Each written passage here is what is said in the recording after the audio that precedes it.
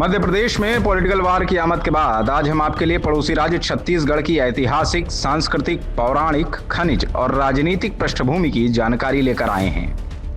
नमस्कार, जय हिंद, वंदे मातरम। आप देखना शुरू कर चुके हैं यथार्थ समाचार की विशेष पेशकश पॉलिटिकल वार। छत्तीसगढ़ में विधानसभा चुनाव होने वाले हैं। दोनों प्रमुख राजनीतिक दल कांग्रेस और भारतीय जनता पार्टी ने प्रत्याशियों की घोषणा भी कर दी है। जनता जनार्दन की प्रत्याशी परिक्रमा भी लगाने लगे हैं। लेकिन राजनीतिक पृष्ठभूमि की जानकारी से पहले आइए आपको छत्तीसगढ़ की कुछ महत्वपूर्ण जानकारी दे देते हैं।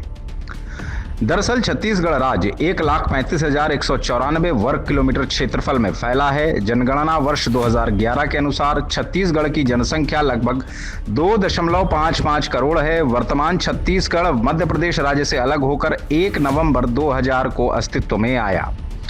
छत्तीसगढ़ विद्युत तथा स्टील के उत्पादन की दृष्टि से भारत का महत्वपूर्ण केंद्र है। इसकी सीमाएं 7 राज्यों अर्थात मध्य प्रदेश, महाराष्ट्र, आंध्र प्रदेश, तेलंगाना, उड़ीसा, झारखंड और उत्तर प्रदेश को छूती हैं। राज्य की राजधानी रायपुर है, जो कि मुख्यतः व्यापार, अर्थव्यवस्था और प्रशासन का केंद्र है। राज्य में मूल रूप से छत्तीसगढ़ी भाषा प्रचलित है। छत्तीसगढ़ धान का कटोरा के नाम से भी प्रसिद्ध है। जनगणना 2011 के अनुसार छत्तीसगढ़ की जातीय जनसंख्या में अनुसूचित जनजाति 78,22,902 अर्थात 30.60% और अनुसूचित जाति 32,74,269 अर्थात 12.82% है। माना जाता है कि छत्तीसगढ़ों के स्थित होने के कारण क्षेत्र का नाम छत्तीसगढ़ पड़ा। रायपुर किले के गजेटियर 1973 के अनुसार 18 किले शिवनाथ नदी के दक्षिण तथा 18 किले शिवनाथ नदी के उत्तर में स्थित थे। एक मान्यता के अनुसार छत्तीसगढ़ शब्द चेदिशगढ़ का अपभ्रंश है, जो कि इस क्षेत्र में कई वर्षों तक चेदिश राजाओं के आधिपत्य में रहने के कारण उद्धृत हुआ। वर्तमान छत्तीसगढ़ पुरातन काल में दक्षिण कोशल, महाकांतार यानी बस्तर का वन क्षेत्र, दंडकारण्य आदि नामों से अभिहित क्षेत्रों से भी जुड़ा रहा है। छत्तीसगढ़ में देशज राजर्षितुल्य, शर्भपुरीय, पांडुवंश, नल एवं छिंदक नागवंश, फड़ीना नागवंश, सोमवंश तथा कलचुरी वंश के राजाओं के शासन का पुरातात्विक साक्ष्यों में उल्लेख है। साथ ही छत्तीसगढ़ में मराठा तथा स्थानीय रियासतों का शासन और अनेकों जमींदारियां भी रही हैं। अंग्रेजों का भी नियंत्रण रहा है। छत्तीसगढ़ के उत्तर और दक्षिण के कुछ भाग पर्वतीय तथा पाट क्षेत्र हैं। राज्य का 44% क्षेत्र वनों से आच्छादित है। छत्तीसगढ़ में बहने वाली प्रमुख नदियों में महानदी, इंद्रावती, हसदेव, शिवनाथ, अरपा, माण, सोरूर, कन्नर, पैरी, खारून आदि शामिल हैं।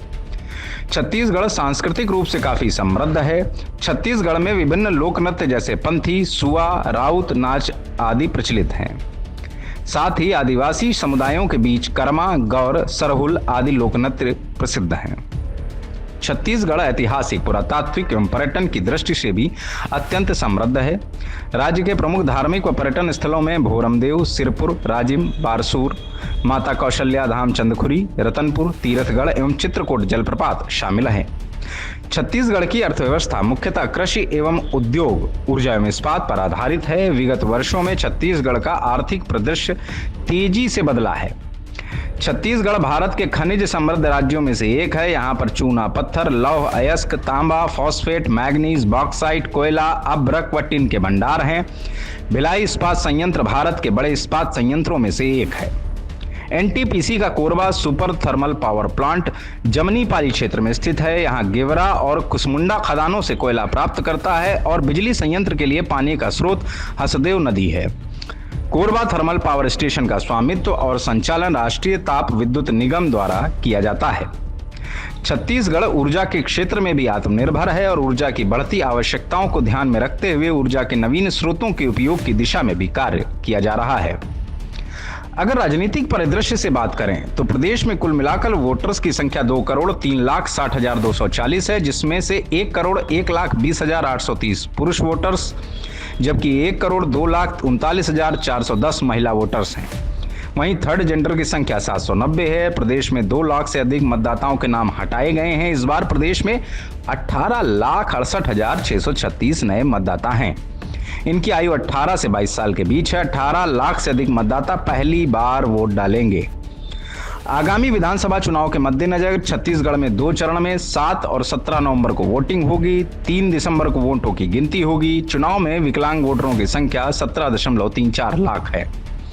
खास बात यह है कि अगर वे मतदान केंद्र पर आकर वोटिंग नहीं कर सकते हैं तो उन्हें उनके घर से भी वोटिंग करने की सुविधा दी जाएगी। बता दें कि छत्तीसगढ़ में इस समय कांग्रेस की सरकार है और भूपेश बघेल छत्तीसगढ़ के मुख्यमंत्री हैं। इनका कार्यकाल 3 जनवरी 2024 को खत्म हो रहा है। राज्य में पिछला चुनाव साल 2018 में हुआ था। छत्तीसगढ़ में कुल 90 विधानसभा सीटें हैं। 2018 के विधानसभा चुनाव में कांग्रेस ने 68 सीटें जीतकर अपनी सरकार बनाई थी और राज्य में यह सरकार पहली बार बनी थी। वहीं बीजेपी को महज 15 सीटें ही मिल पाई थीं। 7 सीटें अन्य के खाते में गई थी। बीते कुछ महीनों में छत्तीसगढ़ में राजनीतिक गहमागहमी बढ़ गई है और पार्टियां अपनी तैयारियों में जुटी हुई हैं। जहां कांग्रेस राज्य में सत्ता दोहराने की कोशिश कर रही है, वहीं बीजेपी अपनी खोई हुई सत्ता वापस पाने के लिए काम कर रही है। अगले एपिसोड में हम राजस्थान के बारे में जानकारी के साथ आपके समक्ष उपस्थित होंगे। तब तक के लिए जय हिंद।